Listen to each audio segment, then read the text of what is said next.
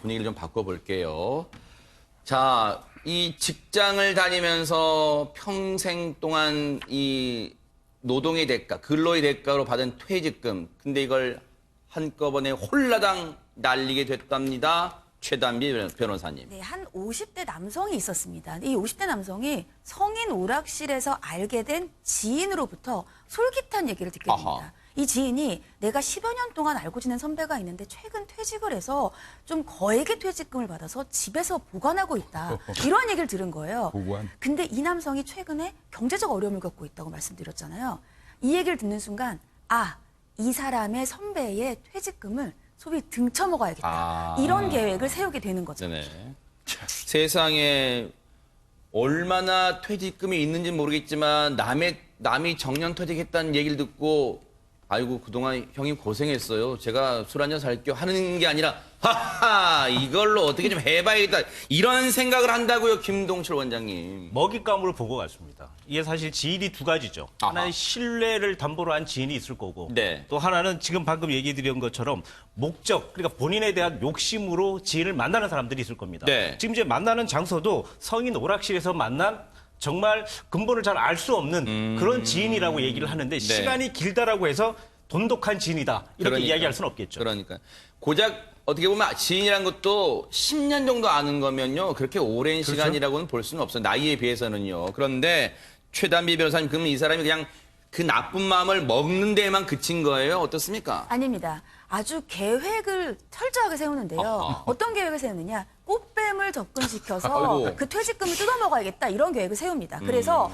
꽃뱀 역할을 할 20대 여성 1명, 그리고 이 20대 여성의 남편, 가짜 남편이죠. 남편 역할을 할 40대 남편을 먼저 모집을 합니다. 네. 그리고 아주 철저하게 계획을 세워요. 이 지인, 이 퇴직금을 받은 사람의 지인을 통해서 이 20대 여성을 소개를 해주자. 소개를 해서 이 퇴직금을 받은 남성과 잠자리를 갖게 한 다음에 이 현장에 가짜 남편이 급습을 하는 겁니다. 그래서 퇴직금을 뜯어내겠다는 계획을 세우고 2주간 합숙을 해요. 그래서 서로 역할을 분담을 해서 합숙을 하고 범행을 위해서 연습을 철저히 하게 됩니다. 김복준 의원님 무슨 이게 영화나 드라마 같은 일이 진짜 일어나네요. 진짜. 나 이런 일이 그 전에는 꽤 있었어요. 아, 그래요? 근데 이제 한물 간수법인데 지금 또 한물 간수법이에요? 또 한 것 같은데 네. 그런데 이제 분명한 거는요. 네. 이 피해자도 이 의심스럽고 압니다. 직감적으로 아는데 네네. 문제는 어찌됐건 잘못한 건 사실이잖아요. 집에 저 꼴이 말이 아니게 될 수 있고 자기 아내한테 네. 또 자식들한테 창피할 수 있고 이러다 보니까 네. 이거 뭐 울며 겨자 먹기로 그들이 이제 요구하는 대로 이제 그 돈을 주게 되는 그런 상황에 처하는 거죠. 네.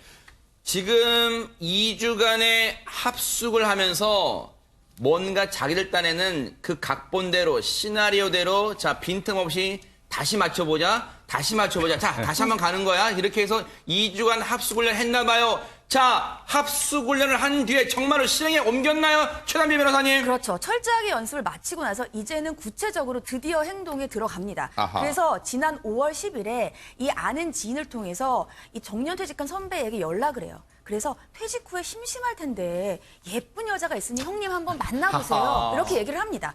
그래서 만나고 일주일 만에 첫 번째로 혼외관계를 갖게 되고요. 두 번째로 이틀 뒤인 19일에 혼외관계를 가지는데 이때에 이 가짜 남편 역할을 한 사람이 이 모텔을 급습합니다. 모텔에 들어와서 당신 부인에게 알리겠다 이렇게 협박을 하면서 돈을 요구하고요. 이 돈 요구에서 끝나지 않고 이 남성을 폭행하고 객실에 1시간 넘게 감금을 합니다. 네. 결국 겁을 먹은 이 피해자가요. 두 번째 혼외를 갖게 된 다음 날 현금 6천만 원을 이 일당에게 가져다 주기 위해 이름이고 이 일당은요. 6천만 원을 받아서 각자 역할을 나눴잖아요. 각자 역할에 따라서 1,000만 원에서 2,500만 원까지 각각 이 공갈 금액을 나눠 가지게 됩니다. 세상에 6천만 원요. 김복준 의원님. 네. 이분 피 그럴 같은 겁니다. 돈이에요. 정년 퇴직하고 받은 돈이에요. 이걸로 어떻게 할 때 또 인생의 계획, 인생 이막 계획도 세웠던 돈 아닐 거 아니에요, 이게. 그러니까 이게 아마 이분은 퇴직금을 일시금으로 받으신 것 같아요. 그래서 내가 6천만 원을 퇴직금을 받았는데 집에 보관하고 있으면서 내가 뭐를 해야 될지 모르겠다는 이제 가까운 지인이니까 이야기를 한 것 같아요. 그래서 이 퇴직금이고 뭐고 이런 돈을 가져와서 보관하게 되면 주변인 아무리 가까운 사람한테도 그런 얘기를 않는 게 네. 좋습니다. 그런데 이분이 아마 퇴직금 6천만 원 받아서 집에 보관하고 있다는 이야기를 하는 순간 범행에 타켓이 됐던 것 같습니다. 아이고 세상에. 딱한 분이죠. 네, 정말 딱해요. 그런데 문제는요, 김호인 변호사님, 총책과 꽃뱀 역할을 했던 여성은요, 다행히 지난달 23일과 25일 경기도 부천 이런 데서 잡았대요. 그런데 당시에 역할 분담 때 가짜 남편 했던 사람 지금도 못 잡고 있대요. 추적 중이랍니다, 지금. 네, 지금 추적 중이고 이 사람은 경찰 추적 따돌리기 위해서 타인 명의의 지금 대포폰, 소위 대포폰을 사용하고 있고요. 근데 일단 체포된 총책과 그 꽃뱀 여성은 구속이 됐고 구속 수사 진행 중인데요. 네.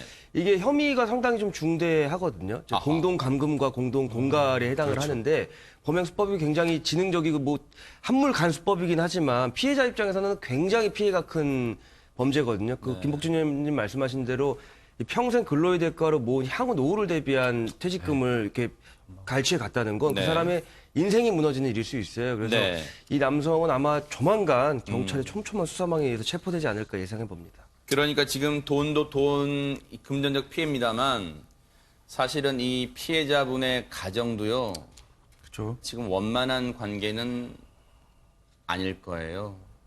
한번 신뢰가 무너지면 이제 그 가정도 흔들릴 수밖에 없잖아요. 그러다 보니까 정말로 2차, 3차 피해로 이어질 수밖에 없는데 어쨌든 지금 경찰은 이 달아난 당시에 가짜 남편 행세를 하면서 감금 폭행을 했던 그 남성도 반드시 검거해 주기를 기대를 해보겠습니다.